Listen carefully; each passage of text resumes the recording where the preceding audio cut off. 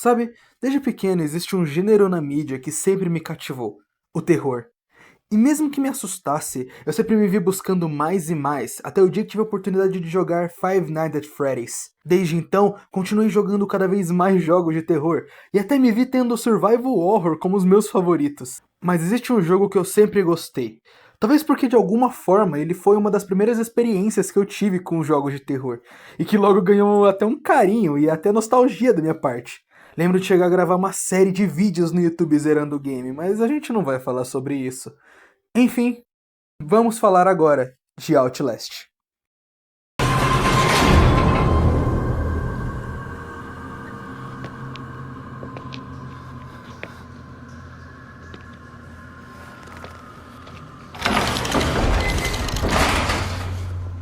E bem, para você que não conhece Outlast, é basicamente um game onde o jornalista Miles Upshur é convidado para investigar um manicômio, e o lugar é tipo bem calmo mesmo. Tem gente louca, algumas são pacíficas, outras não, umas até estão em cadeiras de rodas pacíficas. Algumas pessoas vão correr atrás de você nuas para te matar, e algumas vão correr atrás de você nuas, mas não para te matar. I'd say we were more than fair. Paragons of patience. Joe-like in the suppression of our desires. But now we indulge. Yes, His tongue and his lure. yours. Mine. O jogo saiu em 2013 e foi produzido pela empresa da Red Barrels. E apesar de chamarem ele de Survival Horror, eu não sei se eu posso chamar ele desse jeito, uma vez que jogos do gênero têm a característica onde você pode se defender e contra-atacar seus perseguidores. Coisa que não existe em Outlast, pois como o próprio jogo diz no começo, a gente não é um lutador, nós somos um repórter investigando um manicômio, e agora nossas únicas escolhas dentro desse lugar são correr e se esconder e torcer para que o melhor aconteça. Mas agora, chega de enrolação. Pega sua câmera de visão noturna, todos os seus arquivos importantes para a lore do jogo e vamos nessa.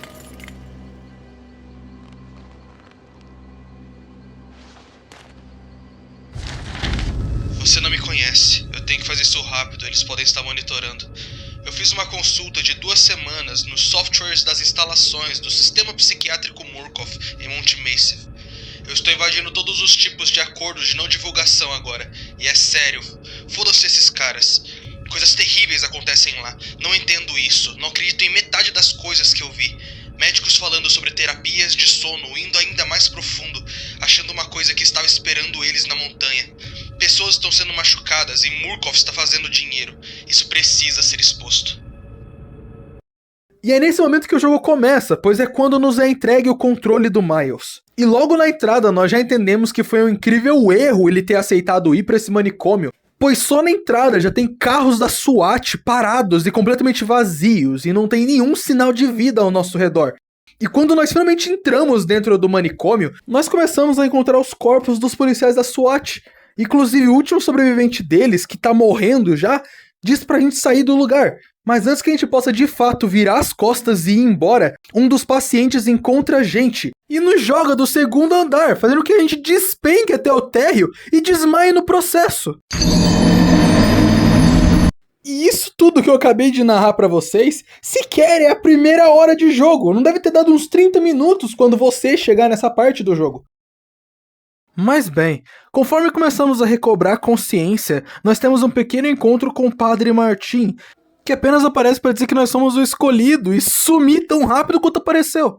E logo que a gente termina de acordar, nós começamos a ganhar mais liberdade para explorar o interior do manicômio. E até temos a nossa primeira perseguição com Chris Walker, o paciente que jogou a gente lá atrás. Que eu, inclusive, não vou mentir, eu acho muito intimidador e muito legal o jeito que ele é introduzido como perseguidor.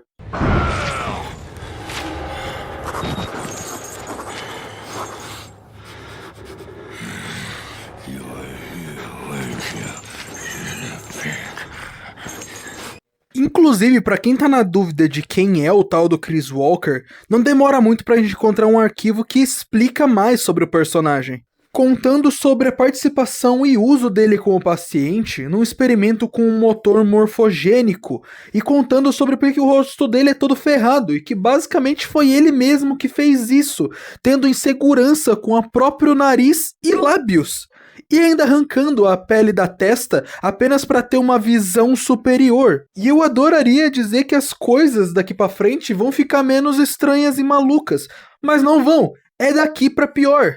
E talvez você até acabe me perguntando: mas Zero, o que caramba é um motor morfogênico? E eu te respondo que eu não faço ideia. Porque até esse ponto do jogo ele ainda não explicou direito sobre os experimentos e as coisas que estão acontecendo dentro das instalações Murkoff. Mas o que nós podemos saber é que eles ainda estavam com a ideia de lucrar em cima de todos esses experimentos com algum plano chamado Walrider, que é citado em um dos arquivos escrito por Ellen Grant, e que diz basicamente o seguinte: Caros senhores, com a falta de relatório completo, nenhuma ação imediata é necessária da parte da corporação Murkoff. O potencial de rentabilidade do projeto Walrider continua incrivelmente alto. As 4 fatalidades contêm dados ambíguos o suficiente para tornar qualquer demanda judicial impossível se a evidência estiver corretamente gerenciada.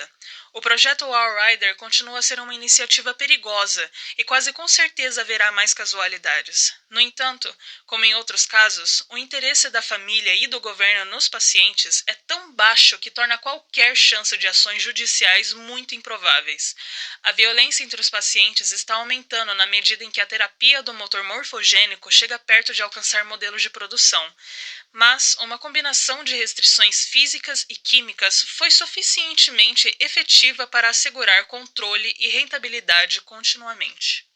O que mostra que eles estavam completamente cientes do que tá rolando aqui dentro, das casualidades dos pacientes, sobre a loucura que tá crescendo dentro desse lugar e sobre o que a gente ainda vai ver mais pra frente.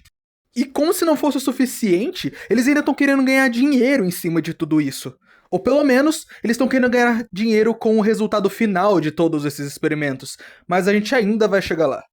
Enquanto isso, o nosso protagonista continua na jornada dele de poder destrancar as portas principais e poder vazar pra fora do manicômio. E quando chegamos na sala de segurança pra poder destrancar as portas e sair, nós somos...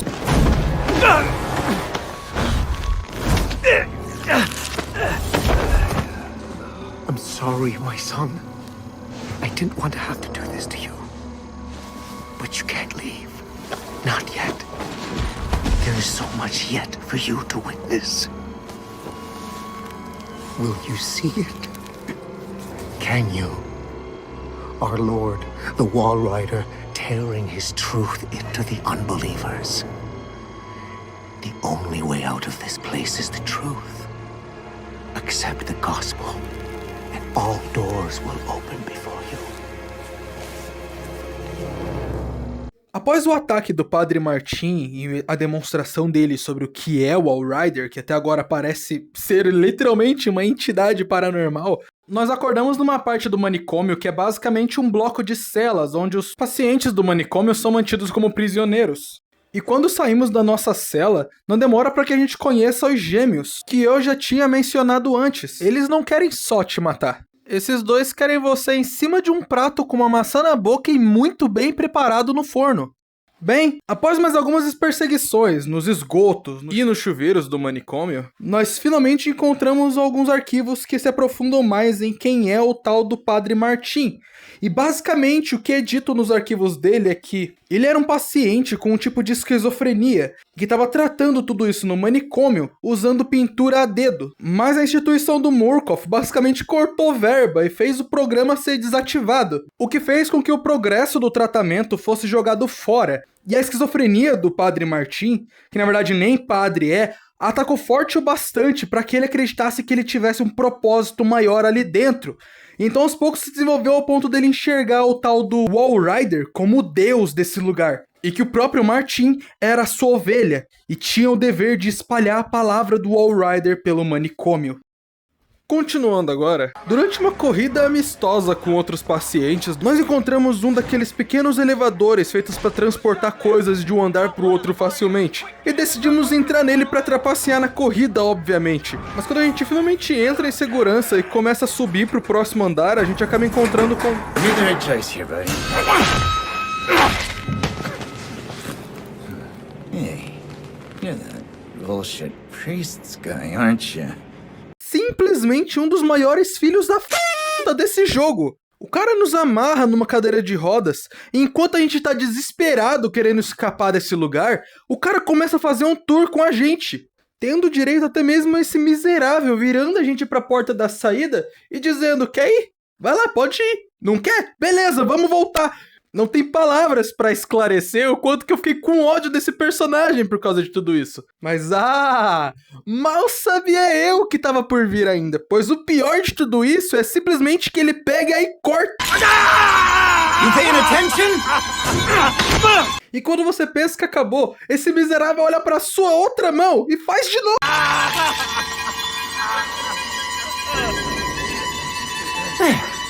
Better now, right?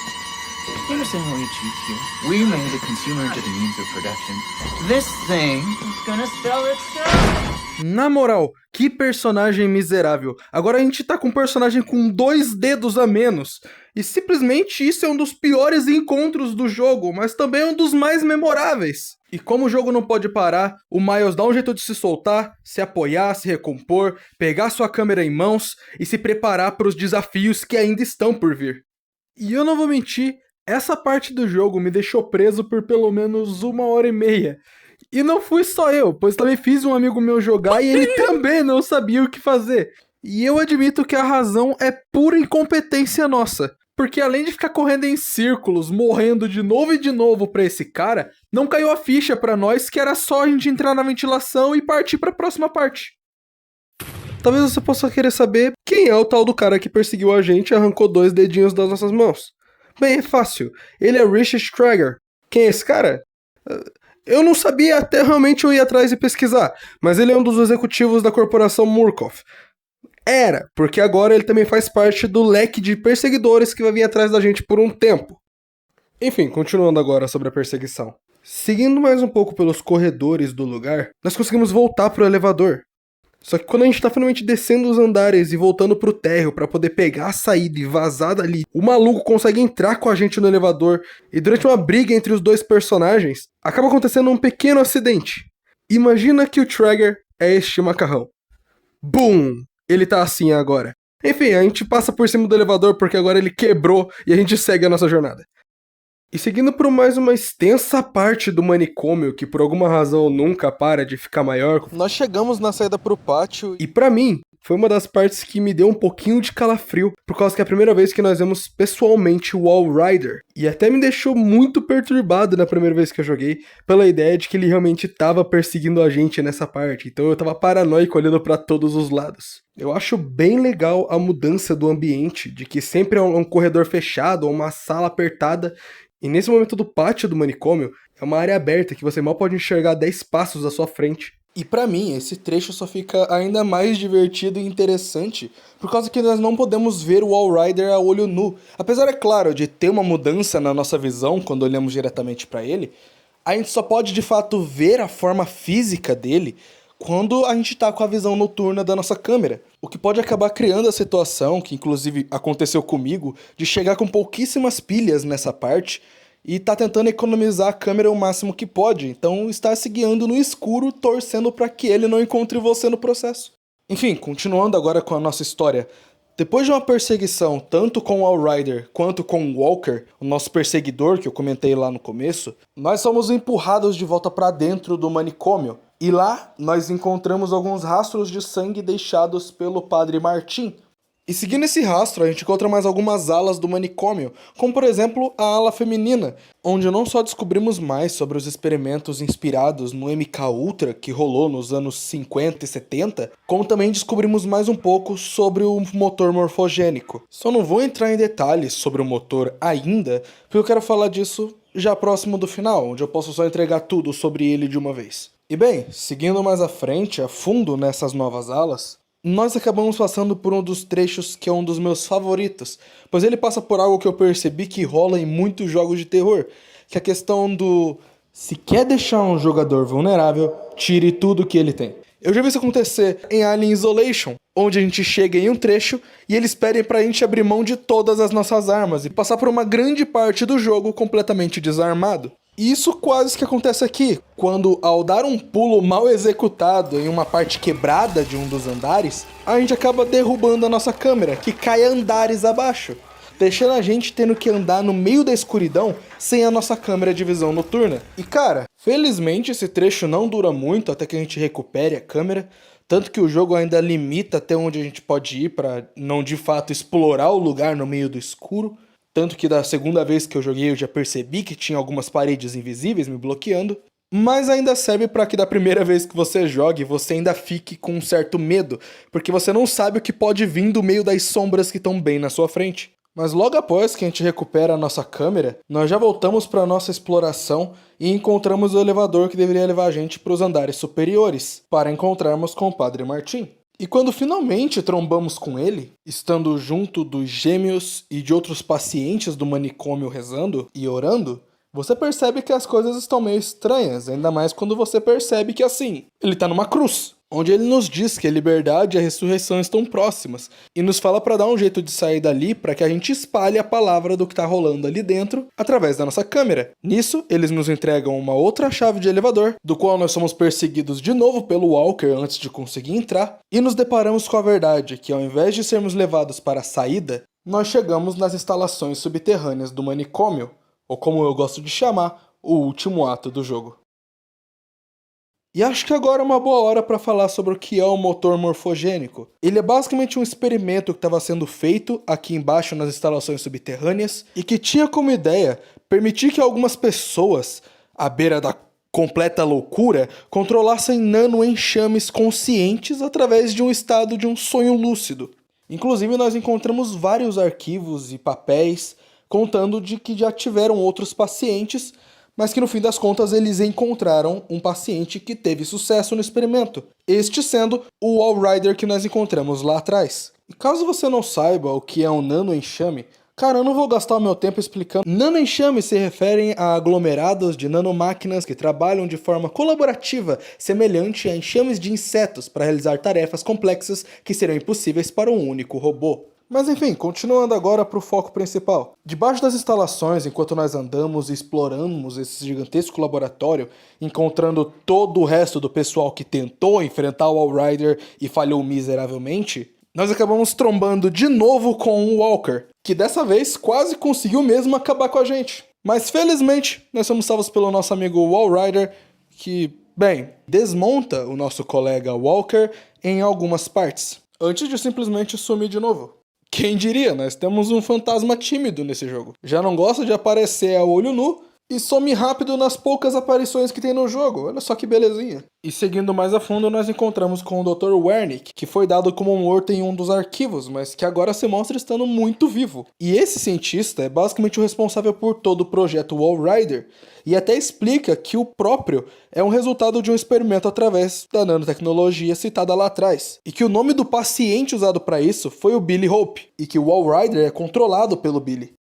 E então nos é entregue a missão, pelo cientista, de desativar o sistema de suporte de vida do Billy e, por consequência, matar a entidade nanorobótica que tinha surgido ali embaixo. O único problema é que enquanto a gente está no processo de cumprir essa missão, nós somos perseguidos e atacados pelo Walrider de novo, e quando finalmente conseguimos desligar tudo, ele ataca a gente diversas vezes e acaba possuindo o nosso protagonista. E então, ele caminha para fora do laboratório mancando e muito ferido, apenas para ser recebido na porta da saída pelo Dr. Wernick e um grupo de soldados, que descarregam suas armas no nosso protagonista, assim finalizando a vida dele. Enquanto ouvimos de fundo os vários disparos e gritos, com o Walrider acabando com todos eles e escapando. E é aí que o jogo termina. É claro, existe a DLC do Whistleblower, mas eu não vejo a necessidade de falar sobre ela, pois é apenas uma DLC que conta sobre o cara que mandou a mensagem pra gente no início do game, mostrando que ele fazia parte do grupo que estava trabalhando no projeto Walrider e como que ele, por remorso e arrependimento, vazou as informações para o nosso protagonista, e como ele acabou ficando preso e fazendo parte dos experimentos até escapar e até o fim da DLC fugir do manicômio, apenas para poder ver o Walrider escapando logo atrás dele, conectando o final da DLC do Whistleblower com o final do jogo base. Não tem algo que me fez ter vontade de ir a fundo e contar sobre o resto da DLC, mas isso não significa que ela é ruim. ela ainda tem a mesma qualidade do resto do jogo, ela ainda é divertida e tem um terror interessante. Até mesmo com o novo perseguidor que tem nele, que tenta incessantemente nos transformar na noiva dele da forma mais bruta possível. Por fim, Outlast é um jogo que, apesar de assustador, fica previsível na segunda e terceira vez que você joga, porque quando parte da magia termina e você percebe que a maioria dos sustos são programados. E é claro, nem todo jogo precisa ser Alien Isolation, onde o seu perseguidor toda hora vai aprender um padrão novo para te perseguir. Outlast continua sendo um jogo ótimo, com uma história sombria e um ambiente amedrontador. E eu não vou tirar esse mérito dele simplesmente porque ele fica previsível quando você joga 5 vezes seguidas.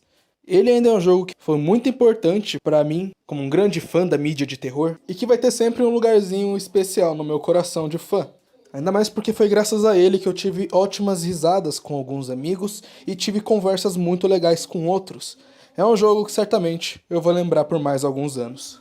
E eu espero que não seja a última vez que eu vá jogar Outlast ou ver um amigo meu sofrendo nesse mesmo mundo que eu tanto gostei de experienciar. Bem, se você chegou até aqui, eu agradeço profundamente. Esse videozinho custou alguns meses do meu tempo, porque eu sempre estava parando e voltando para continuar a escrever e gravar os áudios para ele. Além, é claro, de fazer a edição, que eu estava me divertindo, mas foi um pé no saco de fazer. Mas eu agradeço principalmente aos meus amigos que continuaram me incentivando a fazer ele, continuaram me dando esse empurrãozinho. E no fim das contas, se esse vídeo existe, é a prova de que a ajuda deles e o apoio deles ajudou muito. Enfim, é isso eu acho. Nos vemos no futuro.